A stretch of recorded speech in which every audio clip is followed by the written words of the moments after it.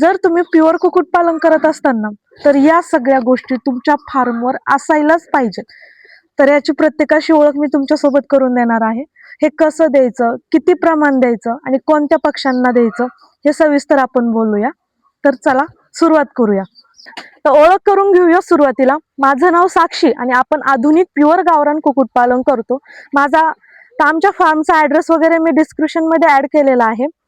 तर मित्रांनो, म्हणजे वाटतं तेवढा सोपा नाहीये हा व्यवसाय. म्हणजे कोंबड्या सांभाळल्या 4-5 महिने आणि मग अंडे येणार आणि मग आपण मांस उत्पादन किंवा अंड्यामधून आपण भरघोस पैसे कमवणार. हा तसं नाहीये. प्रत्येक यशोगाथा आपण जे ऐकतो किंवा पाहतो तर त्या मागील कारण असं ते म्हणजे मेहनत आणि त्यामागचं कष्ट. ते कोंबडीमध्ये सगळ्यात जास्त रोग पसरण्याचे चान्सेस असते ते म्हणजे पाण्या थ्रू. आपल्याला सगळ्यात महत्वाचं सुरुवातीला सांगते, आपल्याला स्वच्छ आणि चांगलं पाणी त्यांना द्यायचं आहे. तो सुरुवातीला तुमच्यासारखं मी पण एवढं काही औषधांना इम्पॉर्टन्स दिलं नाही. मला वाटलं आपण वेळेवर लसीकरण करतोय बस एवढंच असतं.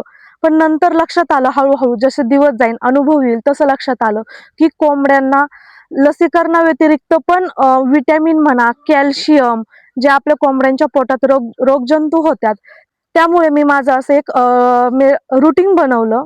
तर मी जे औषधं तुम्हाला आता सांगणार आहे ते महिन्यातून कमीत कमी 3 ते 4 वेळा रिपीट करा.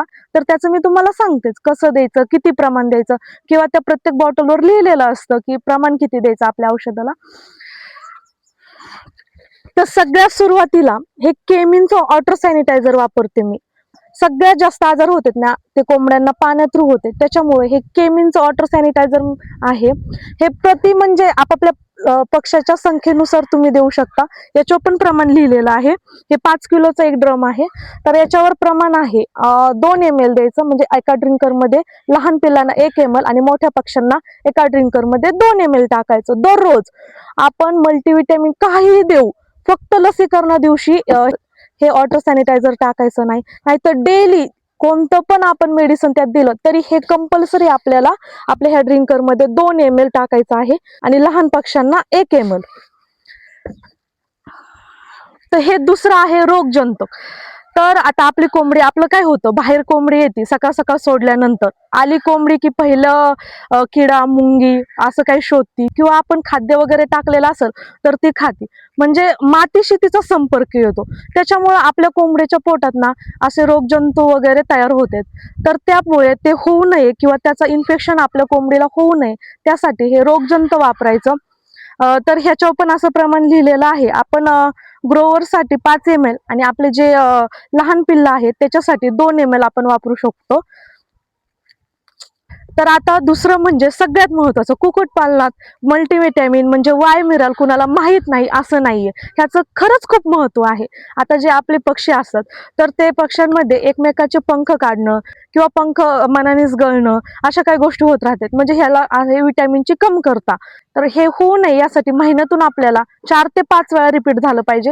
म्हणजे ह्याचा कोर्स असतो 1 महिन्याला 5 दिवस तरी आपल्याला हे आपल्या कोंबड्यांच्या पोटात गेलं पाहिजे. तर ह्या बॉटलवर लिहिलेलं असतं प्रमाण. तर प्रति 100 पक्षी 5 ml आणि ग्रोवर साठी 10 ml. कोंबड्यांमध्ये सगळ्यात भयानक रोग म्हणजे सीझन वाईज असतो तो, जास्त करून हिवाळ्यात आणि पावसाळ्यात येतो. तो अचानक येतो. तर कोंबड्यांच्या नाकाला पाणी येतं, कोंबड्या सुस्त बसणे किंवा खाद्य कमी खाणे अशा कुचंबलेल्या दिसतात. तर त्यावर आपल्याला फ्लॉक्स नावाचं हे अँटीबायोटिक आहे, एकदम बेस्ट आहे. मी यूज करते ना, आता 6 महिने झालं मी हे माझ्या पिल्लांसाठी पण आणि कोंबड्यांसाठी पण यूज करते, ग्रोवर साठी पण आणि छोट्या पिल्लांसाठी पण. तर मला इतका चांगला आणि इतक्या कमी दिवसात रिझल्ट भेटला ना मित्रांनो.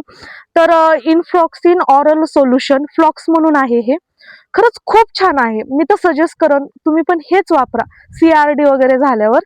खरंच खूप रिझल्ट चांगला आहे याचा, त्याच्यामुळे मी हे यूज केलं. तर हा रोग प्रामुख्याने हिवाळ्यात आणि पावसाळ्यात येतो. तर पावसाळ्यात जास्त प्रमाण असतं रोगराई पसरण्याचा आपल्या शेडवर. तसंच कोंबड्यांना विटॅमिन आणि कॅल्शियम खूप गरजेचं आहे. आपल्या कोंबड्यांमध्ये, अंड्याच्या कोंबड्यांमध्ये तर विशेषतः कॅल्शियमची खूप गरज लागते. तुम्ही एखादं त्यांना लिक्विड फॉर्म मध्ये किंवा पावडर फॉर्म मध्ये एखादं मेडिसिन देऊन बघा, तर अंड्यामध्ये ऑटोमॅटिकच तुम्हाला जरा थोडासा फरक पडेल.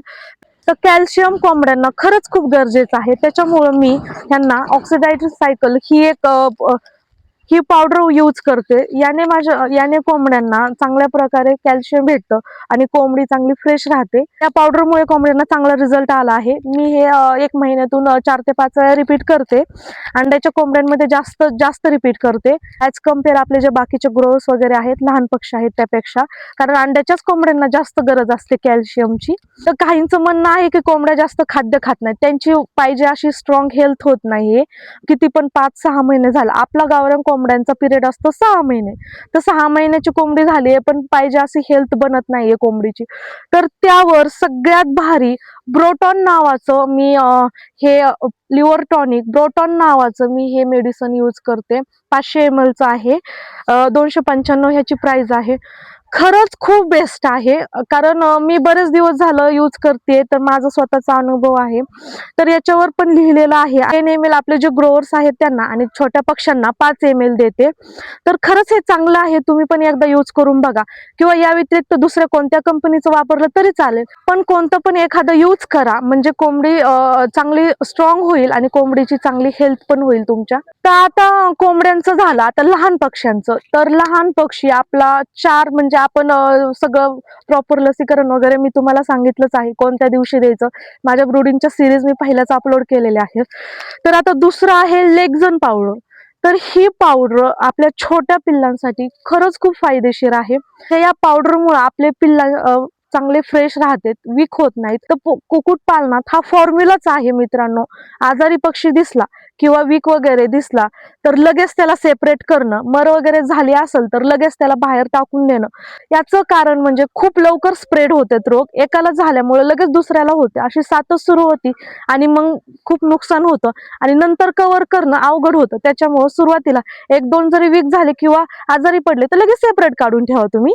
आणि ही लेक्झिन पावडर छोट्या पिल्लांसाठी, आपण मोठ्या पिल्लांसाठी पण वापरू शकतो, म्हणजे कोंबड्यांसाठी वगैरे. तर ही मी एक 120 रुपयाला ही पावडर घेतलेली आहे. 20 ग्रॅमची आहे. 5 ग्रॅम. तर 5 ग्रॅम मी मोठ्या माझ्या कोंबड्यांना देते आणि छोट्या पक्ष्यांना मी 2 ग्रॅम देते. एका ड्रिंकरमध्ये छोट्या पक्ष्यांच्या 2 ग्रॅम टाकते प्रति 100 पक्षी. तुम्ही तुमच्या पक्ष्यांच्या संख्येनुसार टाकू शकता, किंवा प्रत्येक कार्डवर लिहिलेला किंवा प्रत्येक पॅकेटवर लिहिलेलं असतं, तुम्ही त्यानुसार वाचून टाकू शकता. सांगण्याचा उद्देश असा आहे मित्रांनो, मी जे प्रोडक्ट दाखवले ना, आता जे मेडिसिन दाखवलं, तुम्ही त्याच कंपनीचं यूज नाही केलं, बाकी यूज केलं तरी चालेल. पण हे जे सगळं आहे ना, हे जे औषधं आहेत ना माझ्याकडे आहेत, ते पण तुमच्याकडे असायलाच हवेत. म्हणजे आपण 4-5 दिवसांनी 1 महिन्यातून असे 4-5 दिवसांनी रिपीट करत जा. तर या औषधांचं महत्व कुक्कुटपालनामध्ये खूप आहे. तुम्ही जर कुक्कुटपालन करत असताल तर हे औषधं तुमच्याकडे असायलाच हवेत. तर तुम्ही माझ्या कोंबड्यांची हेल्थ बघा.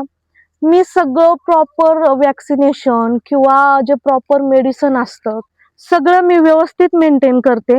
मी कोणत्याच औषधांकडे दुर्लक्ष करत नाही. मी आजाराकडे दुर्लक्ष करत नाही, लगेच त्यावर उपाय करते. तर व्हिडिओ कसा वाटला, आणि जर तुमचे काही प्रश्न असतील तर कमेंटमध्ये विचारा.